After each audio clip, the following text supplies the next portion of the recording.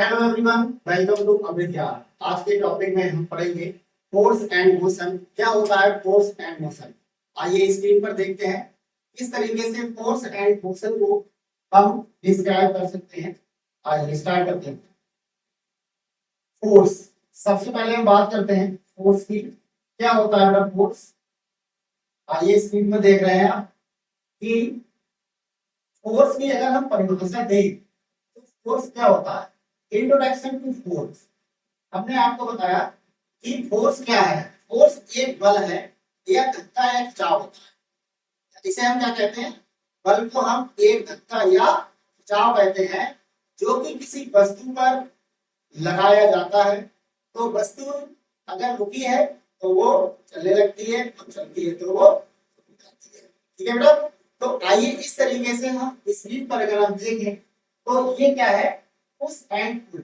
अगर इंट्रोडक्शन की बात करें तो यानी कि ये क्या है? पुश करता है। ये कोई लड़का है, कुछ भी समझ लीजिए। क्या है ये? इस तरीके से इस पर क्या करना है? पुश करना है, यानी कि धक्का दे रहा है ना? ये भी क्या है? एक बल है। इसी तरीके से पुल, ये क्या कर रहा है? इसको खींच रहा है। तो इसको हम क्या कहते हैं? पुल करते हैं, इसको खींचना कहते हैं। तो यानी कि अगर हम डेफिनेशन की बात करें कि जो हमारा बल है, push and pull is called force. यानी कि क्या होगा? Push and pull is called. तो इस तरीके से हम इसको परिभाषित कर सकते हैं। नेक्स्ट देखते हैं बेटा। अब डेफिनेशन की बात करते हैं। डेफिनेशन अगर आपको दे रहा है तो क्या करेंगे?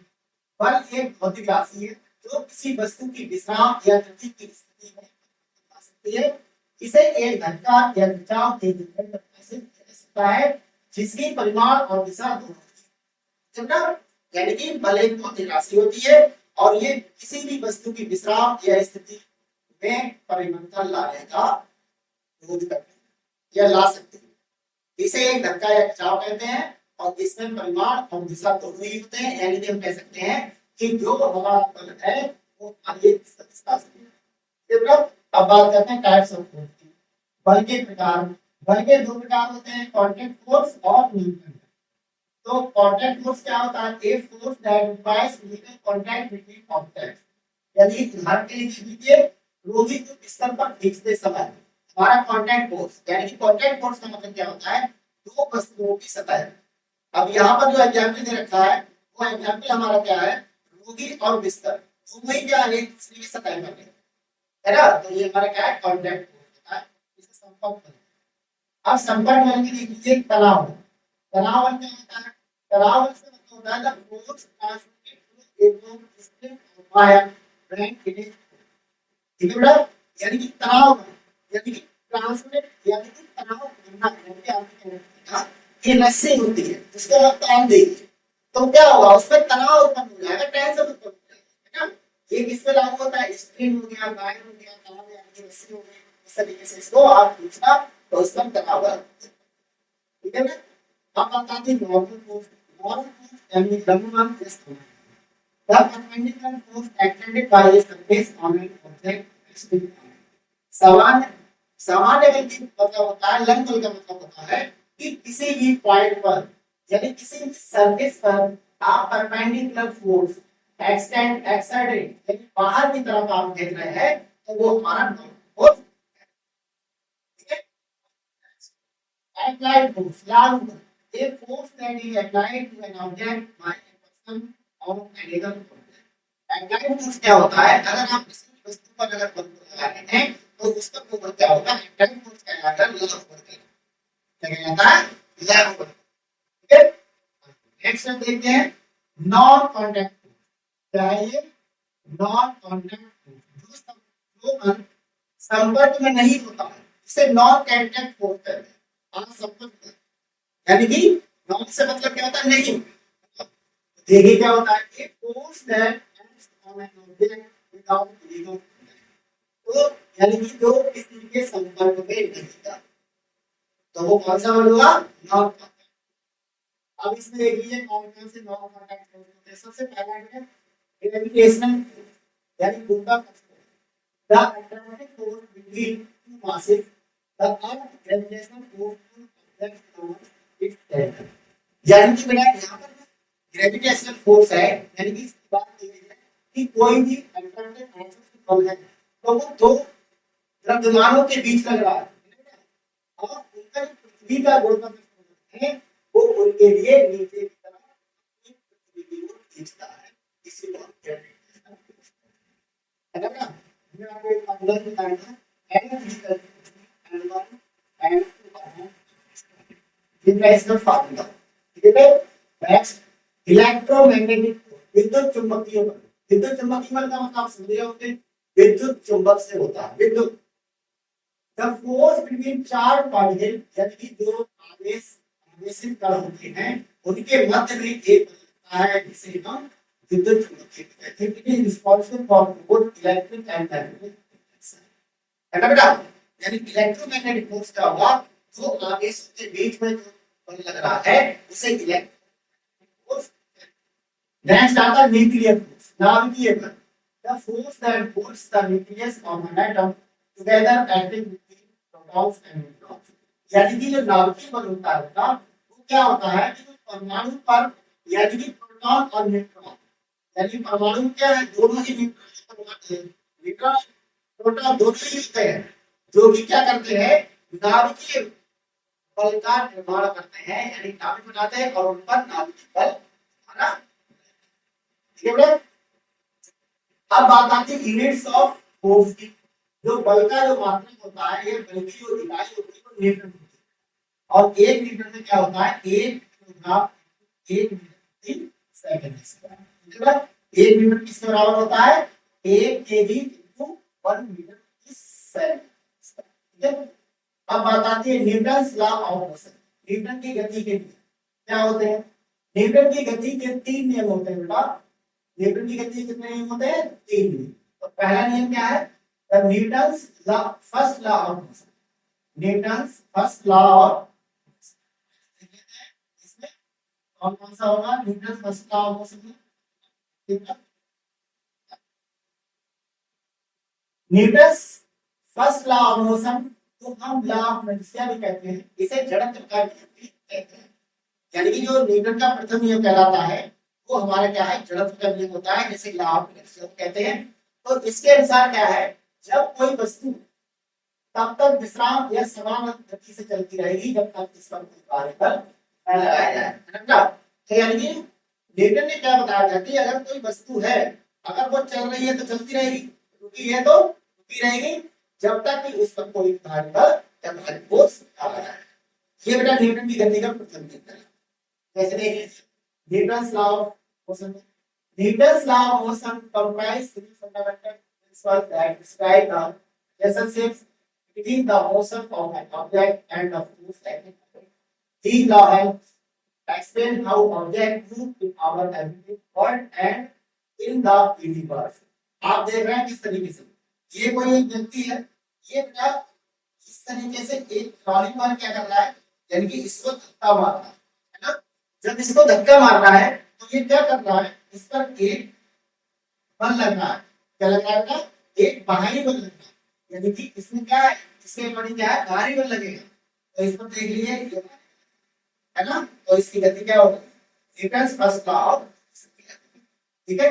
ऐसे इसको देख लीजिए यहाँ पर क्या है ये पेंडुलम है, ये 3 पेंडुलम लगे हुए हैं। अब इसको क्या करा इसको पकड़ के हमने क्या करा इसको इस तरीके से और इसको क्या करेंगे अब ये दिए इस तरीके से क्या पहले तो ये इस तरह अवस्था में था फिक्स था, लेकिन जब इस पर कोई भारी बल लगाया मोशन करने लगा, क्यों क्योंकि इस पर भारी फोर्स लगा। नेक्स्ट न्यूटन, ये क्या है ना ये न्यूटन की गति के द्वितीय नियम के अनुसार होता है ना। ये किसके अनुसार होता है ये फर्स्ट लॉ है और ये हमारा सेकंड है। ठीक है। अब तृतीय नियम में क्या है ये तृतीय नियम कहलाता है जिसे कहते हैं Newton third law of motion क्रिया प्रतिक्रिया। ठीक है बेटा, तो क्रिया प्रतिक्रिया क्या है ये दोनों लोग हैं एक दूसरे का कर रहे हैं इस तरीके से उस करना है दोनों ही, ये इस पर बल लगा रहा है और ये इस पर बल लगा रहा है, दोनों में क्रिया प्रतिक्रिया। ठीक है। नेक्स्ट उदाहरण में देख लीजिए, उदाहरण में क्या है कि रोगी को बैठाने के लिए नर्स को बल लगाना पड़ता है। बिल्कुल बेटा, न्यूटन का जो फर्स्ट नियम कहलाता है, यानी कि अगर कोई भी रोगी है तो उसको बैठाने के लिए किसी नर्स के द्वारा बल लगाना पड़ेगा, क्योंकि वो भारी बल है। भारी बल कौन लगा रहा है? नर्स लगा रहा है ना। नेक्स्ट सेकंड लॉ क्या है? F equal to N. Second law क्या कहता है? बल और त्वरण का जो नियम होता है वो हमारा क्या कहलाता है? Second law. Newton second law लिख सकते हैं इसे। इसका फार्मूला क्या होता है? F बराबर mv, यानी कि फोर्स क्या है? यानी कि मास, m क्या होता है? द्रव्यमान, a क्या होता है? एक्सप्रेशन से जितना अधिक बल लगाया जाएगा पूरी तेजी से हिलेगा। बिल्कुल बात सही है। अगर कोई भी रोगी है, अगर उस पर जितना भी आप तेजी से बल लगाएंगे उतनी ही तेजी से वो हिलेगा। ठीक है बेटा? नेक्स्ट देखते हैं थर्ड लॉ ऑफ मोशन में कहता है एक्शन रिएक्शन क्रिया प्रतिक्रिया में। जो थर्ड लॉ होता है तो क्रिया प्रतिक्रिया का क्या होता है? क्रिया और प्रतिक्रिया। नेक्स्ट इसका एग्जांपल देखिए, जब नर्स व्हीलचेयर को धक्का देती है, व्हीलचेयर भी नर्स पर विपरीत बल लगाता है। बिल्कुल बात सही है। यानी कि अगर कोई भी नर्स है, अगर वो व्हीलचेयर को इस तरीके से धक्का देती है तो व्हीलचेयर भी उतनी ही प्रतिक्रिया के द्वारा उस व्यक्ति को धक्का लगाता है। ये क्या है? ये क्रिया प्रतिक्रिया। एक एग्जांपल मैंने आपको दिया था बंदूक की गोली। गोली भी क्या है? न्यूटन के तृतीय नियम के अकॉर्डिंग होती है। न्यूटन की गति का तृतीय नियम, यानी कि थर्ड लॉ ऑफ मोशन। बंदूक की गोली आगे जाती है और उसका झटका पीछे लगता है। जितनी स्पीड से गोली जा रही है उतनी स्पीड से बेटा पीछे के लिए धक्का लगता है। ये न्यूटन की क्रिया प्रतिक्रिया का है। नेक्स्ट देखते हैं गति के प्रकार, टाइप्स ऑफ मोशन। क्या होता है टाइप्स ऑफ मोशन? आइए देख लेते हैं। टाइप्स ऑफ मोशन में गति के प्रकार, लीनियर मोशन सबसे पहला हमारा क्या है? Linear motion. लीनियर का मतलब क्या होता है? यदि एक सरल रेखीय गति, यानी कि कोई भी व्यक्ति है अगर वो सीधी रेखा में गति कर रहा है, एक सीधी रेखा में समान चाल से गति कर रहा है तो उसकी लीनियर गति कहलाती है, यानी कि रैखिक गति कहलाती है। नेक्स्ट रैखिक गति का सबसे पहला आप देख रहे हैं कि यूनिफॉर्म मोशन, समान गति, constant speed in a straight line. आप देख लीजिए यहाँ पर ये रेक्टिलिनियर गति है। ये इस तरीके से ये सीधी रेखा में एक लड़की है, यहाँ पे डेस्कल फोटो बना हुआ है, ये सीधी रेखा में क्या है? गति कर रही है। तो इसको हम क्या कहते हैं?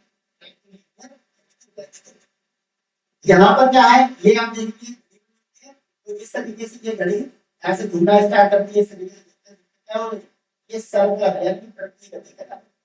ये रोटेशनल है, पूर्ण गति, यानी ये क्या कर रहा है? रोटेट करता है। ये हमारी बॉल दे रखी है यहाँ पे, यहाँ पर चित्र के माध्यम से आपको समझाया गया है, जिससे कि आपके लिए इस टॉपिक को समझने में बहुत ही ज्यादा आसान है। आप चित्र के माध्यम से समझ सकते हैं। ये है पीरियोडिक, यानी कि आवृत्ति, यानी आवृत्ति गति। पीरियोडिक का मतलब होता है यानी बार बार आवृत्ति, यहाँ से इस तरीके से लिखा है, ये आवृत्ति करता है बार बार। इसका जो पैटर्न बना हुआ है ये बार बार इस तरीके से रहेगा, इसीलिए इसको पीरियोडिक। नेक्स्ट स्टेटमेंट, ट्रेडमिल पर रोगी की गति, बिल्कुल नॉन यूनिफॉर्म मोशन, असमान गति, स्पीड चेंजेस ओवर टाइम। आप व्हीलचेयर को यानी कि स्पीड चेंजेस ओवर टाइम, ये हमारी क्या कहलाती है? असमान गति कहलाती है, जिसे हम कहते हैं स्पीड चेंजेस। ठीक है बेटा? यानी कि इसका मतलब क्या है? व्हीलचेयर को धीरे धीरे तेज करना। अगर कोई भी मरीज है तो अगर उसके लिए कोई नर्स ले जाती है तो व्हीलचेयर को क्या करेगी? वो हल्के हल्के करके तेज भी कर सकती है। ये हमारी next circular motion. Circular motion में क्या होता है? इसे कहते हैं परिपथीय गति, यूनिफॉर्म सर्कुलर मोशन, समान परिपथीय गति। ठीक है बेटा? सर्कुलर मोशन के दो प्रकार होते हैं, इस तरीके से आप देख सकते हैं। Speed constant, direction changes. Nurse द्वारा व्हीलचेयर को, हाँ कोई भी नर्स होती है अगर वो दूर घुमा देती है तो उसको सवाल ठीक है। ठीक है? अगला आता है नॉन यूनिफॉर्म सर्कुलर मोशन, असमान परिपथीय। इसमें क्या होता है? Speed and direction both very, यानी कि इसमें कोई भी स्पीड, चाल और दिशा दोनों ही होती है। किस तरीके से? आसमान, बोथ वेरी, असमानता है ना। जैसे कि अस्पताल का पंखा धीरे धीरे, अस्पताल का क्या कहीं का भी पंखा हो, पहले क्या होता है आप स्विच को ऑन करते हैं, पंखा हल्के हल्के हल्के हल्के हल्के हल्के उसका स्टार्ट कर देता है और वो एक अपनी स्पीड से चाल से चलता है, इसको आसमान कर देती है। नेक्स्ट आता है वाइब्रेटरी मोशन, कंपन गति। कंपन गति में क्या होता है कि आपने देखा होगा मोबाइल आपका वाइब्रेशन पे आप लगा देते हैं तो वो कंपन करने लगता है, और वो अगर सतह अगर ठीक चिकनी सतह है तो आपका मोबाइल भी कभी कभी अगर टेबल पे रखा हुआ है तो नीचे गिरने के चांस हो जाते हैं और आपका मोबाइल भी टूटने की समस्या से ठीक है ना। आगे नेक्स्ट देखते हैं बैक एंड फोर मोशन की एक मांस पेशियों की मालिश करने वाली मशीन। अगर हम नर्सिंग के अगर क्षेत्र में हम देखते हैं तो अस्पताल में क्या है, यानी कि मालिश करने वाली मशीनें होती है। उन मशीनों के द्वारा क्या होता है कि कंपन कराया जाता है, यानी कि कोई भी मांसपेशियां अगर ढीली हो जाती है, सिकुड़ जाती है या जंग लग जाती है, उनमें यानी कठोरता आ जाती है तो उनको क्या करते हैं मालिश करके इनको सुचारू रूप से चलाया जाता है, जो कि हमारा क्या है ऑसिलेटरी मोशन, दोनों पर motion around a central point, हृदय का धड़कना।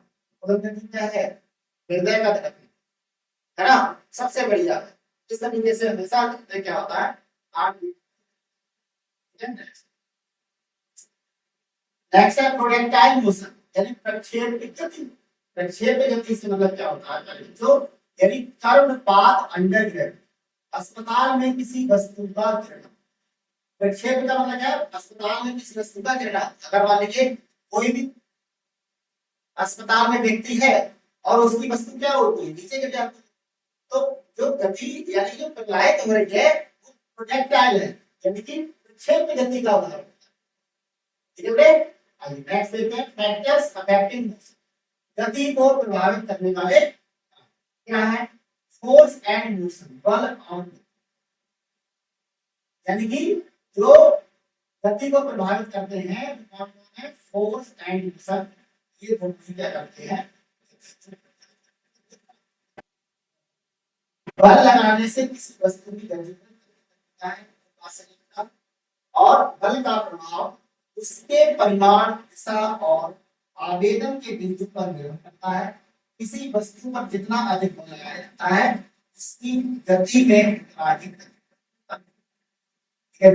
आप जानते हैं कि वस्तु बल लगाने से किसी वस्तु की गति में परिवर्तन हो जाएगा। बिल्कुल, अगर रुकी है तो चलने लगेगी, चलती है तो रुक जाएगी, यानी इसमें परिवर्तन होगा, क्योंकि बल का जो प्रभाव होता है उसके परिमाण और दिशा ही होता है। ठीक है बेटा, क्योंकि जितना अधिक आप बल लगाएंगे उसकी गति में उतना ही अधिक परिवर्तन हो। ठीक है बेटा, नेक्स्ट देखते हैं मास एंड इनर्जी।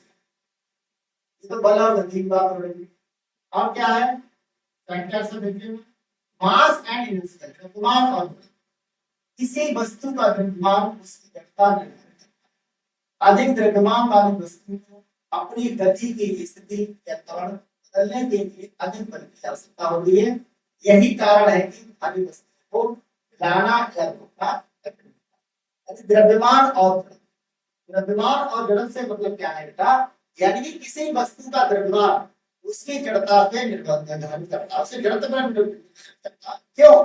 क्योंकि अधिक द्रव्यमान वाली वस्तु को अपनी गति की स्थिति बदलने के लिए अधिक बल की आवश्यकता है। यानी कहने का मतलब क्या है, अगर मान लीजिए ये इस तरीके से पेंडुलम है तो बल किस पे ज्यादा लगेगा? इस पे लगेगा, क्योंकि अगर इसको हमें घूर्णन कराना है तो सबसे ज्यादा बल इस पर लगेगा। ठीक है, तो यही कारण होता है कि भारी वस्तु को लाना या रोकना कठिन। ठीक है बेटा, आइए नेक्स्ट बात करते हैं फ्रिक्शन। फ्रिक्शन यानी कि घर्षण। घर्षण क्या होता है? मैंने आपको बताया कि घर्षण वह प्रतिरोध बल है जो वस्तु की गति का विरोध करता है और ये गति को नियंत्रित करने में महत्वपूर्ण भूमिका निभाता है। यानी कि दो सतहों के बीच लगने वाले बल को आप देख रहे हैं, ये सतह और ये सतह, दोनों की सतह है। अब दोनों की सतह में क्या है? एक दूसरे पे क्या है? गति का विरोध करता है। दोनों की सतह एग्जाम्पल देखिए, एग्जाम्पल मैं आपको बताता हूँ।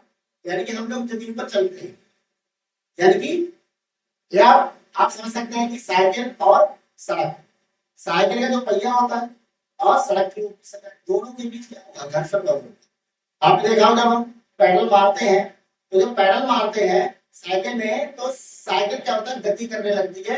अब कुछ समय के बाद अगर हम पैडल छोड़ दें, यानी कि पैडल मारना बंद कर दें, तो क्या होता है मेरे प्यारे बच्चों, इस पर गति विरोध होने लगता है, यानी कि साइकिल ऑटोमेटिक क्यों, ये नेक्स्ट। अब बात करते हैं घर्षण बल के प्रकार की। इस तरह के घर्षण बल जो किसी वस्तु की गति करने से होता है, वो उसकी स्थिति स्थिति का मतलब है स्थिति स्टैटिक्स। गति घर्षण है, घर्षण में जो पहले से गतिमान किसी वस्तु की गति का रोक देता है, यानी कि पहले से अगर कोई गति है और अगर कोई भी घर्षण है, घर्षण पहले से गतिमान वस्तु की गति का विरोध करता है। अगर साइकिल चल रही है तो उसको इसी को क्या कहते हैं, गति। बेटा हम नर्सिंग बिस्तर पर मरीजों को लाते समय घर्षण का इस्तेमाल करते हैं। मरीज के शरीर और बिस्तर के कहने का मतलब क्या है, जो नर्स होती है वो बिस्तर पर क्या करती है कि अगर उनको क्या करना है कि जो नर्स है अगर बिस्तर को सेट करना है तो मरीज को हिलाना डुलाना पड़ेगा। तो जब हिलाना डुलाना पड़ेगा तो ये बिस्तर और मरीज के बीच में जो घर्षण बल होता है वो हमें बहुत ही ज्यादा नियंत्रित करने में मदद करता है। वरना मरीज क्या होगा, नीचे भी गिर सकता है, जिससे कि अगर जल्दबाजी में अगर ज्यादा बल लगा दिया नर्स ने तो मरीज के नीचे गिरने की चांसेस ज्यादा हो सकते हैं। तो इसीलिए वहां पर क्या होता है, नेक्स्ट नर्सिंग में व्यवहारिक उपयोग। अब इसके उपयोग की देखिए, प्रैक्टिकल एप्लीकेशंस इन नर्सिंग।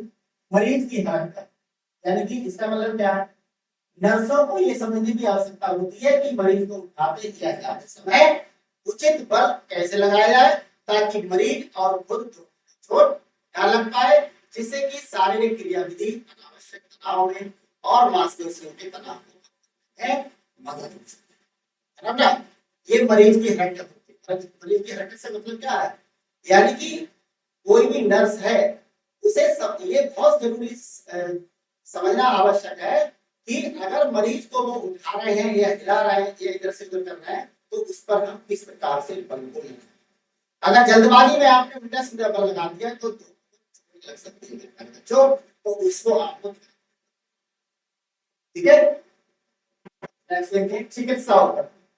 चिकित्सा उपकरण से मतलब क्या होता है, नर्सें व्हील चेयर, स्ट्रेचर और बेड जैसे विभिन्न चिकित्सा उपकरणों के साथ काम करती हैं बेटा, जिन्हें कुशलतापूर्वक और सुरक्षित रूप से संचालित ये गति बल और को समझना चाहिए।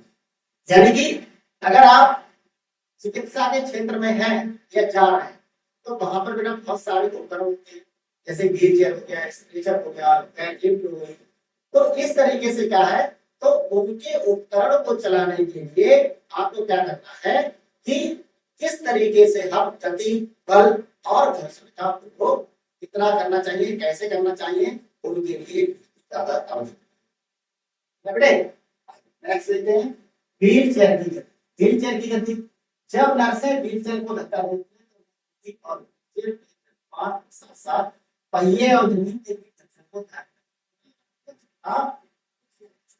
यानी कि अगर कोई भी नर्स है व्हील चेयर को चला रही है तो उसमें बेटा आराम से धक्का देना, क्योंकि धक्का का मतलब बल लगा, क्योंकि उस पर रोगी बैठा हुआ है और व्हील चेयर का जो द्रव्यमान है, यानी कि द्रव्यमान के साथ साथ पहिए और जमीन के बीच घर्षण को ध्यान रखना है कि वहां पर कितना बल लगाना है और कितनी स्पीड से वो मरीज जो व्हील चेयर या स्ट्रेचर पर बैठा हुआ है उसको कितना स्पीड से हम चला, ठीक है ना।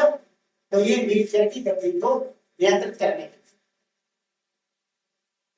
नेक्स्ट देखते हैं जड़ता को समझना। नर्सों को मानव शरीर में जड़ता के बारे में बच्चों, जैसे उदाहरण के लिए जब कोई मरीज लेटा होता है और उसे हिलाने की जरूरत है तो नर्स को हरकत शुरू करने के लिए शरीर की जड़ता पर काबू, मूवमेंट ऑफ इनर्शिया, ये फर्स्ट लॉ ऑफ मोशन। मैंने आपको बताया कि न्यूटन का नियम क्या कहता है कि अगर कोई वस्तु अगर रुकी है तो रुकी रहेगी, अगर चल रही है तो चलती रहेगी जब तक उसका कोई विकल्प न।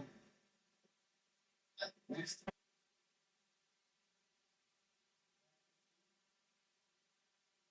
न्यूटन के नियम को लागू करें।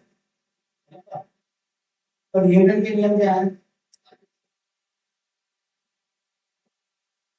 न्यूटन के नियमों को लागू करना, नर्सें मरीजों को ले जाते समय चिकित्सा उपकरणों का उपयोग करते समय, क्या यहाँ तक कि अस्पताल के अंदर और आसपास घूमते समय न्यूटन के नियम को लागू करते हैं, जिससे सुरक्षा और दक्षता सुनिश्चित होती है।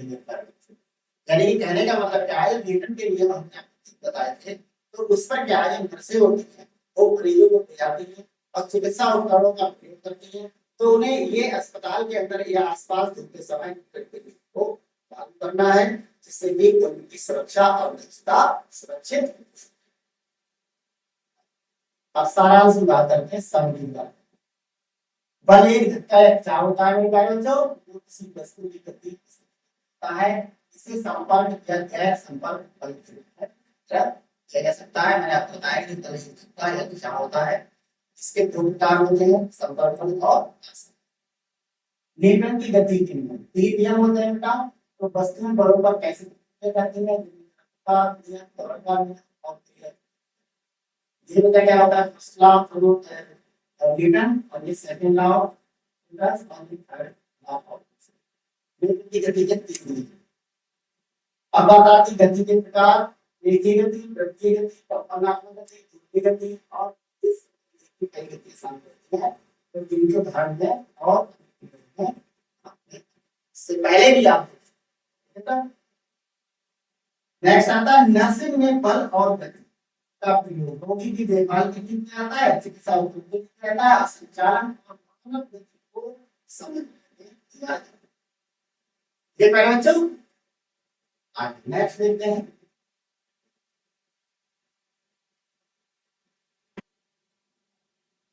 अब बात करते हैं मेरे बच्चों वर्क, एनर्जी एंड पावर। क्या होता है मेरे प्यारे बच्चों, वर्क, एनर्जी एंड पावर। अभी हमने बल के लिए पढ़ा, गति के लिए पढ़ा,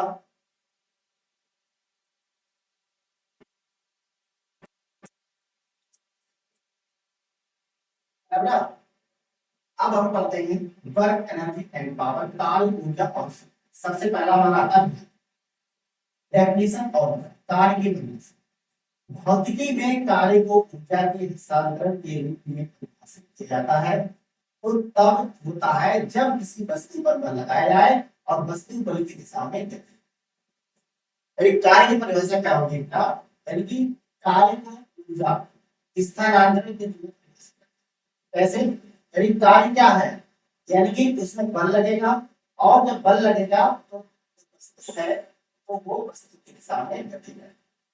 इसका जो फार्मूला हमारा निकल जाता है डब्ल्यू बराबर, यानी कि दूरी और विस्थापन, दूरी और बल के बीच में ये कोण बनेगा जो विस्थापन की दिशा को, डब्ल्यू क्या होता है, जगह कार्य होता है, इसका मात्रा होता है, इसे कैसे करते हैं।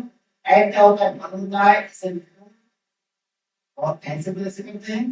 डी क्या होता है, वस्तु का विस्थापन होता है, इसे करते हैं क्या, क्या आप समांतर समझ लीजिए, एन से प्रदर्शित करते हैं। इसका क्या है, बल और विस्थापन के समान इसका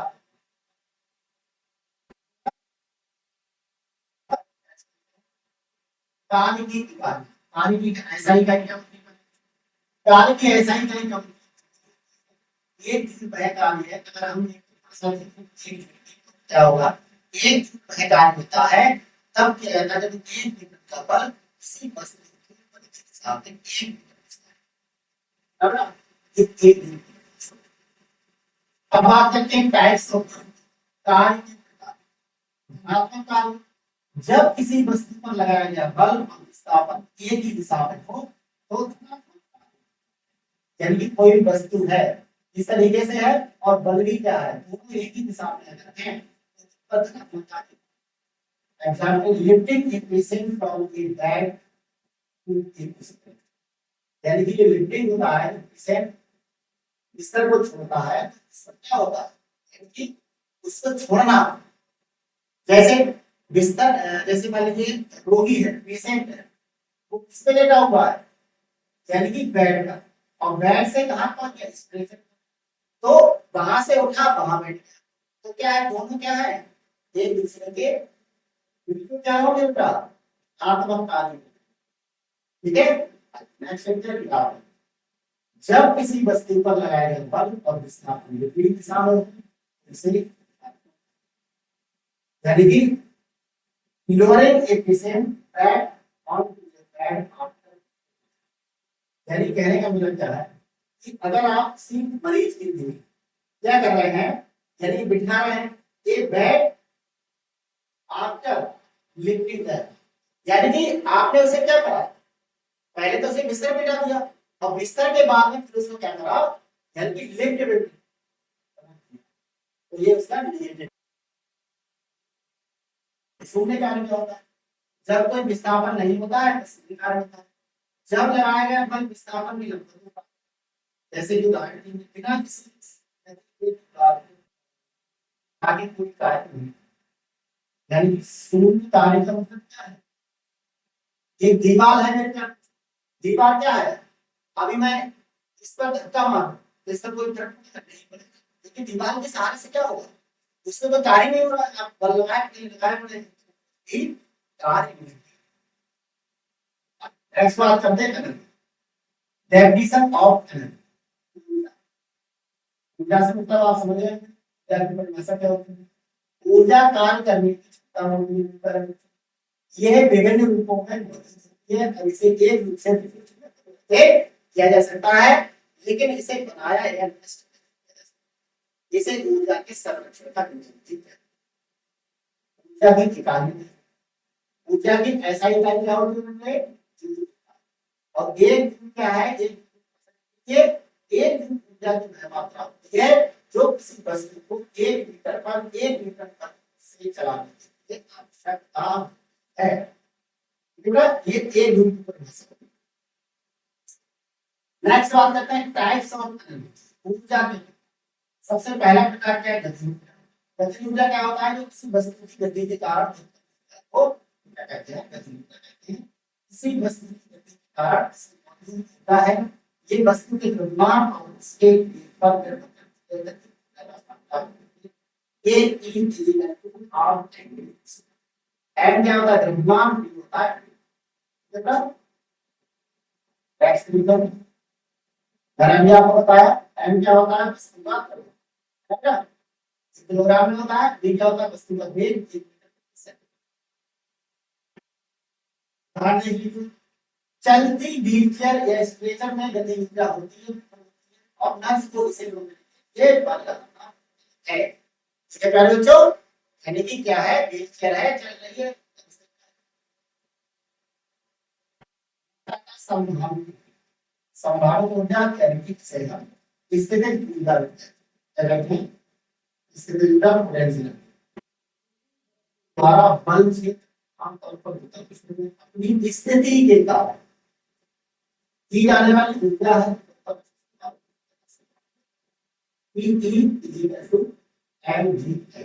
ये हमारा फॉर्मूला है, यानी किसी वस्तु की उसकी स्थिति के कारण होता है, बिल्कुल रुकी हुई है स्थिति है, बिल्कुल है ना, तो क्या होगा, एम क्या होता है, क्या होता है, आकर्षण होता है, एच क्या होता है, ऊंचाई, ठीक है, P is equal to mg, है ना।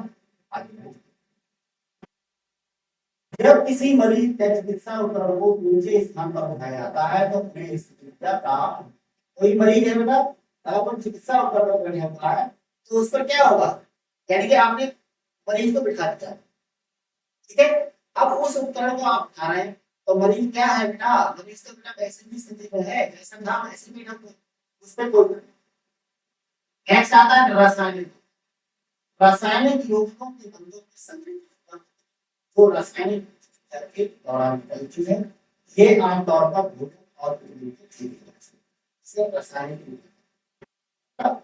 एग्जाम्पल में भोजन में संग्रहित ऊर्जा का शरीर द्वारा शारीरिक गतिविधि से विभिन्न गतिविधियों नेक्स्ट आता है ऊष्मा। किसी पदार्थ में कण की यादृच्छिक गति के कारण सेक्शन ऊष्मा से होता है। इसमें ऊर्जा का मतलब क्या है? ऊष्मा के कारण, ऊष्मा के कारण उत्पन्न ऊर्जा को ऊष्मा कहते हैं। ठीक है बेटा। नेक्स्ट आता है यांत्रिक। यांत्रिक ऊर्जा क्या होती है?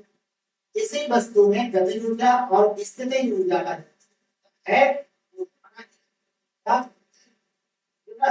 ये किसी वस्तु की गति या स्थिति से बच्चों नेक्स्ट देखते हैं। देखिए जब किसी मरीज को उठाया जाता है, ठीक है, तो जैसे ही मरीज को उठाया जाता है यांत्रिक ऊर्जा स्थितिज ऊर्जा।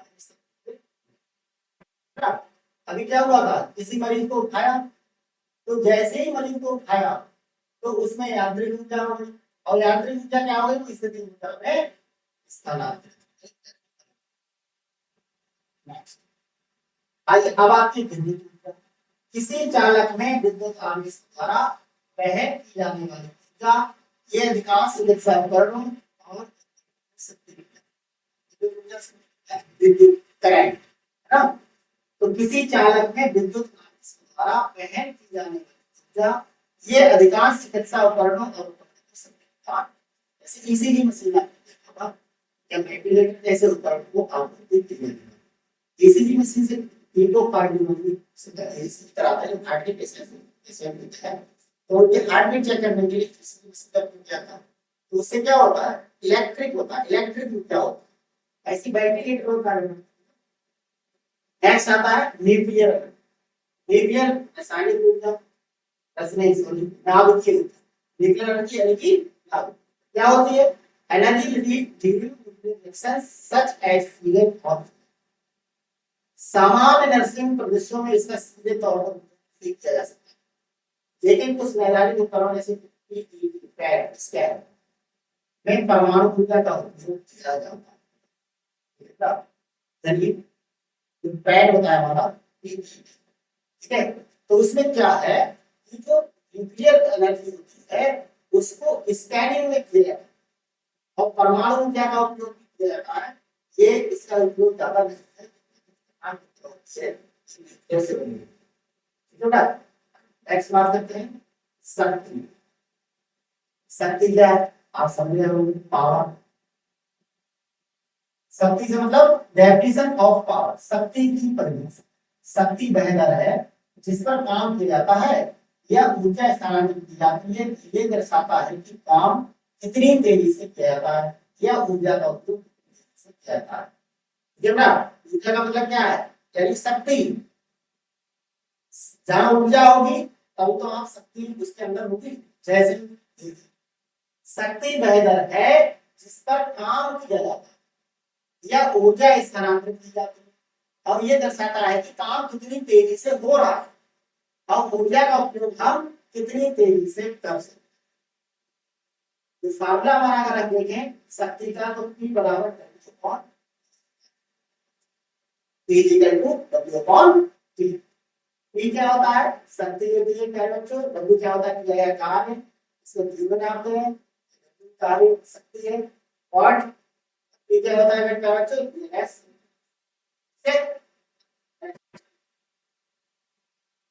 फर्स्ट लॉ ऑफ इनर्शिया को कहते हैं। लॉ ऑफ इनर्शिया कहते हैं गति का प्रतिक्रिया। ठीक है, एक स्थिर वस्तु स्थिर ही रहेगी और एक गतिशील वस्तु इसकी गति और इसकी दिशा में गतिशील रहेगी जब तक कि इसका कोई मापन ना हो। यानी जो फर्स्ट लॉ ऑफ मोशन, इसे हम लॉ ऑफ इनर्शिया कहते हैं, रद्द करने की कहते हैं, गति प्रतिक्रिया कहते हैं। ठीक है बेटा। तो इसमें क्या है? इसमें यह कहा गया है कि अगर कोई वस्तु है स्थिर है तो स्थिर रहेगी, गतिशील है तो गतिशील है जब तक कि इस पर आप खत्म। इस नियम को जड़त्व का नियम भी कहा जाता है। जड़त्व से तात्पर्य किसी वस्तु की अपनी गति की अवस्था में परिवर्तन का विरोध करना। जड़त्व का मतलब क्या होता है? Movement of inertia. किसी वस्तु की अपनी गति है और उसकी अवस्था में परिवर्तन है और परिवर्तन का जो विरोध कर रहा है तो उसकी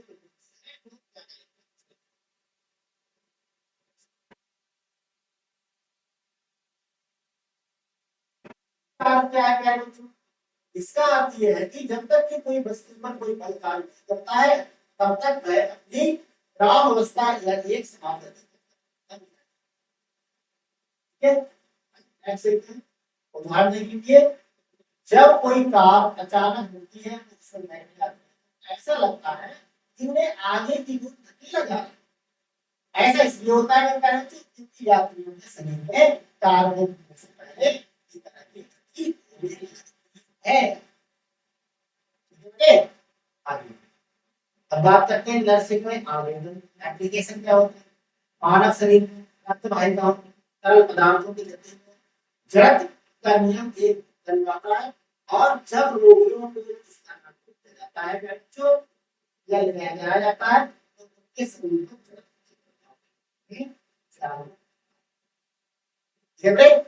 अब बात करते हैं सेकंड लॉ।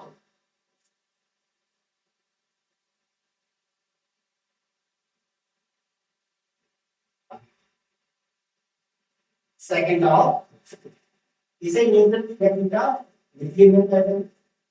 इसे हम लॉ ऑफ एक्सप्रेशन भी कहते हैं, गति का दूसरा नियम होता है, त्वरण का नियम कहते हैं। किसी वस्तु का त्वरण एक वस्तु पर कार्यरत कुल बल F समानुपाती होता है तथा उसके द्रव्यमान के दीर्घानुपाती।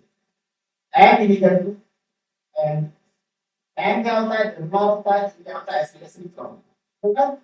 ये नियम ये बताता है कि जब किसी वस्तु पर बल लगाया जाता है तो उसका वेग इस प्रकार है ना।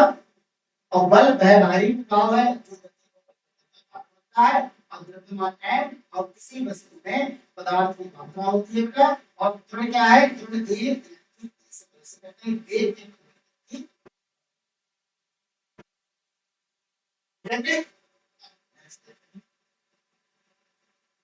यदि किसी वस्तु पर लगाया गया बल क्या होगा, उसका त्वरण। हालांकि यदि द्रव्यमान बढ़ा दिया जाए तो समान मात्रा में बल के लिए है वो कम हो जाए। ठीक है, इसका फार्मूला अगर हम देखें तो क्या है यहाँ पर वस्तु पर लगाया बल, इसे न्यूटन में नापते हैं। एम क्या होता है, वस्तु का द्रव्यमान होता है और पी क्या होता है, ठीक है, मीटर सेकंड। एप्लीकेशन की बात करते हैं। एप्लीकेशन मानव शरीर पर कार्य करने के समय जैसे कि किसी मरीज को समय दूसरा नियम ये समझने में लगता है कि बल है वो शरीर के द्वारा को कैसे न्यूटन का सेकंड लॉ। अब बात करते हैं थर्ड लॉ। थर्ड लॉ हो सकता है action and reaction. Action and से कहते हैं गति का तीसरा क्रिया। प्रत्येक क्रिया के बराबर अगर आप कोई कार्य कर रहे हैं तो इसके नियम का अर्थ होता है कि यदि एक वस्तु दूसरी वस्तु पर बल लगाती है दूसरी वस्तु की पहली वस्तु पर समान परिमाण का, ये बल हमेशा जोड़े में होते हैं।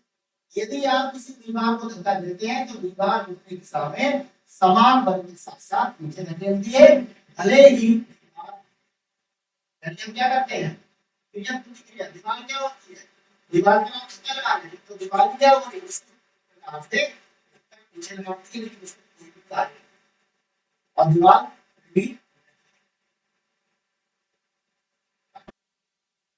एप्लीकेशन नर्सिंग में आवेदन आप किस तरीके से करेंगे। जब कोई इस तरह पिक्चर एग्जाम मिलता है या लगाता है तो इसके शरीर पर बराबर और विपरीत है। इस नियम को समझने से अनुचित शारीरिक यांत्रिकी के कारण मांसपेशियों में खिंचाव या चोट लगना इनसे बचने में मदद हो सकती है। ठीक है बेटा, अब आइए हम एक समरी हमारी है समग्र समरी टेबल को एक सारांश के रूप में शॉर्टकट से कहते हैं। यहाँ पर स्टेटमेंट प्रथम है और यहाँ पर ध्यान रखते हैं प्रथम नियम क्या कहता है। प्रथम नियम हमारा गलती करने होता है जब तक कोई वस्तु पर कोई पढ़ाई बना इससे रहेगी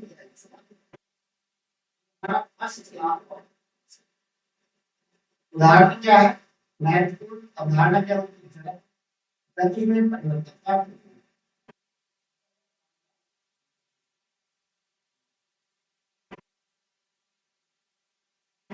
सेकंड क्या कहता है सेकंड या दूसरा नियम किसी वस्तु का त्वरण उसके बल के समानुपाती तथा इसके अनुपात एक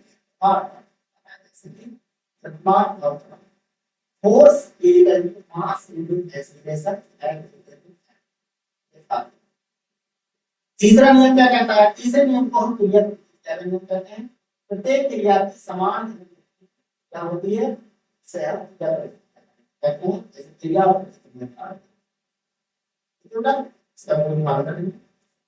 नेक्स्ट हमारा आता है फ्रिक्शन फ्रिक्शन फ्रिक्शन टकराव या फ्रिक्शन आइए देख लेते हैं फ्रिक्शन के बारे में अगर आप देखते हैं इस टकराव या फ्रिक्शन दो सतहों के बीच फोर्स है ना सबसे पहला है स्टैटिक स्थैतिक परिभाषा देख लीजिए स्थैतिक घर्षण वह घर्षण बल है जो एक दूसरे के सापेक्ष स्थिर दो सतहों के बीच गति के आरंभ का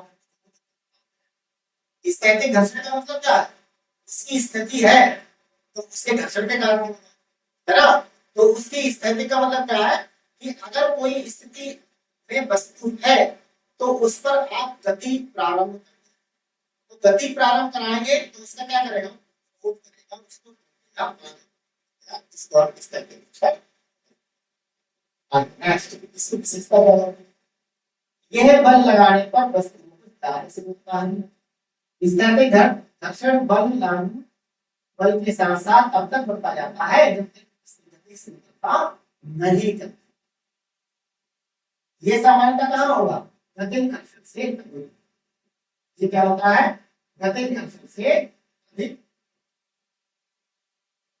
फॉर्मूला देखिए F is equal to mu F S का मतलब यहाँ पे होता है स्टैंडिंग है ना और mu S और यहाँ पे F S क्या होगा स्थैतिक घर्षण बल mu S क्या है स्थैतिक घर्षण गुणांक कहलाता है तो mu S क्या होता है घर्षण सामान्य संपर्क में घर्षण उदाहरण देखिए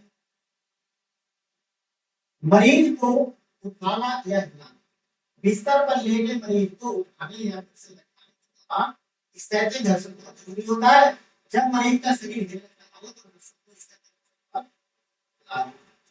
लगता है तो अब बात आती है काइनेटिक या डायनामिक यानी गतिज गतिज घर्षण से मतलब क्या है गतिज घर्षण वह घर्षण है जो एक दूसरे के सापेक्ष गतिशील दो सतहों के बीच कार्य करता है मतलब दो सतह है और वो गतिशील है तो उनके बीच में क्या होगा काइनेटिक फ्रिक्शन विशेषता विशेषता कैरेक्टरिस्टिक्स ये तब होता है ना जब दो सतह एक दूसरे का गतिज घर्षण सामान्यतः स्थैतिक घर्षण से कम होता है एक बार जब वस्तु गति करने लगती है अब इसके फार्मूला क्या काइनेटिक F के म्यू के यानी आप समझे होंगे कि जो n होता है हमारा सामान्य बल होता है म्यू के ये कांस्टेंट होता है कांस्टेंट मतलब गतिज घर्षण होता है F के क्या है गतिज घर्षण है ना नेक्स्ट अब principles in example in wheel chair में मरीज को सटाना इसका उदाहरण हो गया जब नर्स व्हील चेयर में मरीज को सटाती है तो गतिज घर्षण काम करता है और व्हील चेयर के पहियों और नेक्स्ट देखिए चिकित्सा उपकरण में चिकित्सा उपकरणों को स्थानांतरित करते समय गतिज घर्षण होता है, जैसे कि बिस्तर या अन्य सकाल के गतिज स्थिति को समायोजित करना। नेक्स्ट आता है रोलिंग घर्षण। घर्षण बल, रोलिंग घर्षण का मतलब, रोलिंग घर्षण बल वह घर्षण बल है जो किसी सतह पर बढ़ती हुई वस्तु की गति का विरोध करता है। इसकी विशेषता देख लीजिए। विशेषता क्या है? रोलिंग घर्षण आमतौर पर स्थैतिक और गतिज घर्षण ये तब होता है जब कोई वस्तु जैसे पहिया है किसी सतह पर रोलिंग घर्षण की वस्तु और सतह के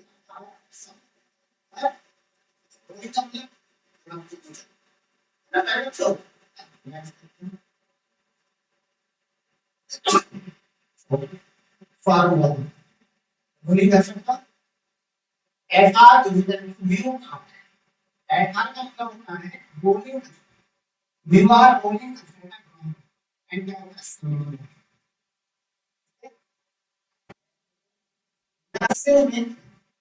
एग्जांपल इन नर्सिंग।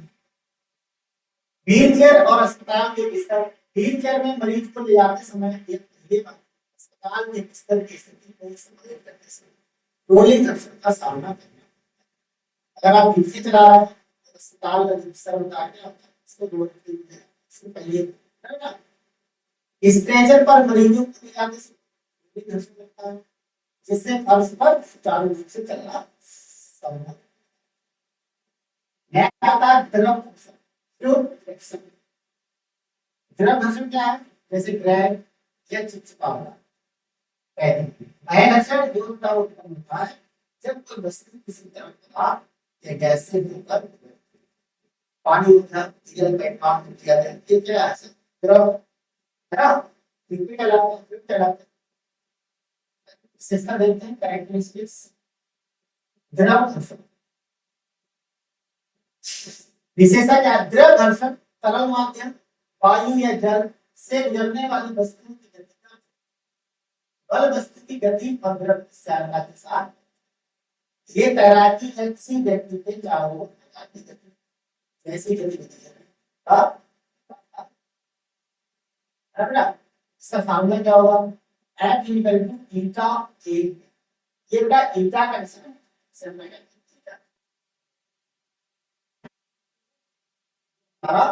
थीटा का निशान थीटा हो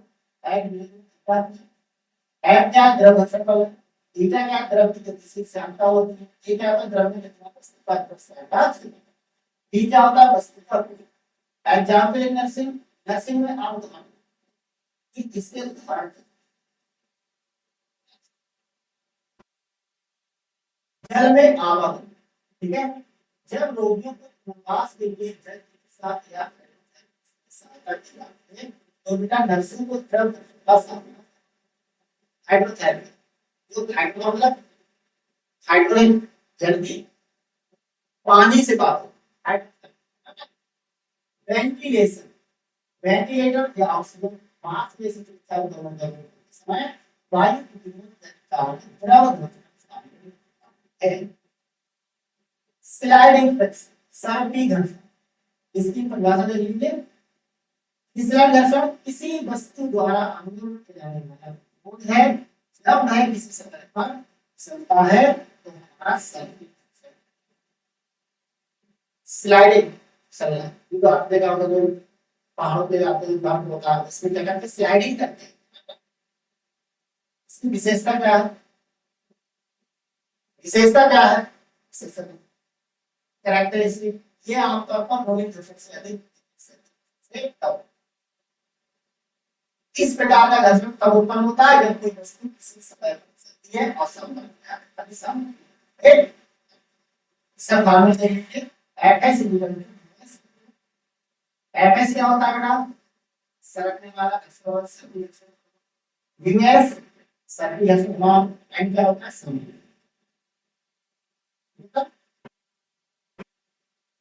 घर्षण में उदाहरण की बात ध्यान दे लीजिए। उदाहरण क्या है?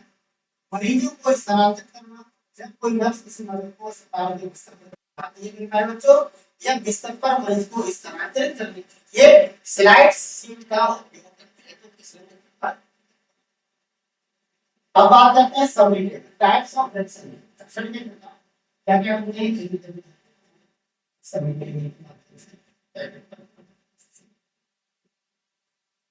डिस्क्रिप्शन, विवरण, सूत्र, स्टैटिक दर्शन, दो स्थिर वस्तुओं के बीच गति के आराम का विवरण करता है। एटम विवरण आराम से बनाए रहना है। काइनेटिक फ्रिक्शन ऊर्जा जितना बड़ी होती है वस्तु साबित ऐसे रीजन क्या होता है ना, व्हील चेयर पर मजबूत को दाना सब को दाना इसका नेक्स्ट आता है रोलिंग फ्रिक्शन यानी रोलिंग लुढ़कती वस्तु गति का रोल रोलिंग हम देखिए एनवायरनमेंट के बाद मरीजों को स्ट्रेचर पर व्हीलचेयर या पर। अगला है ट्रैवल, ये अवकामी करते तो वस्तु किसी तरह का एडमिशन को इंटैक्ट होगी वेंटिलेटर पार्ट्स सब स्लाइडिंग नेक्स्ट आता है स्लाइडिंग स्लाइड कंस्ट्रक्शन सब किसी वस्तु सतह पर चलने वाली वस्तु का एफएस इंटीग्रेटेड होता है फार्मूला एफएस। अस्पताल के बिस्तरों पर मरीजों को सुलाना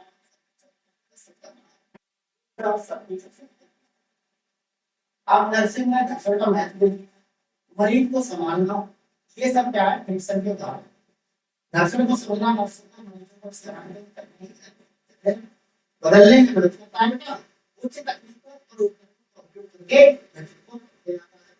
जिससे मरीज को चोट लगने की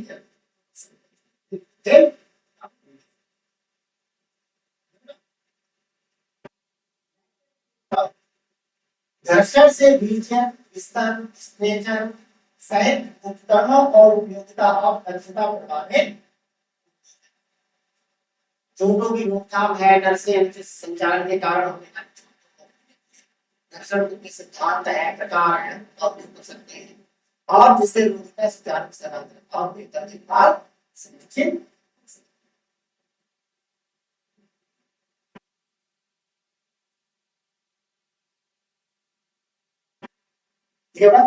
आज की क्लास में यहीं तक और आगे नेक्स्ट टॉपिक में मिलेंगे, तब तक के लिए जय हिंद।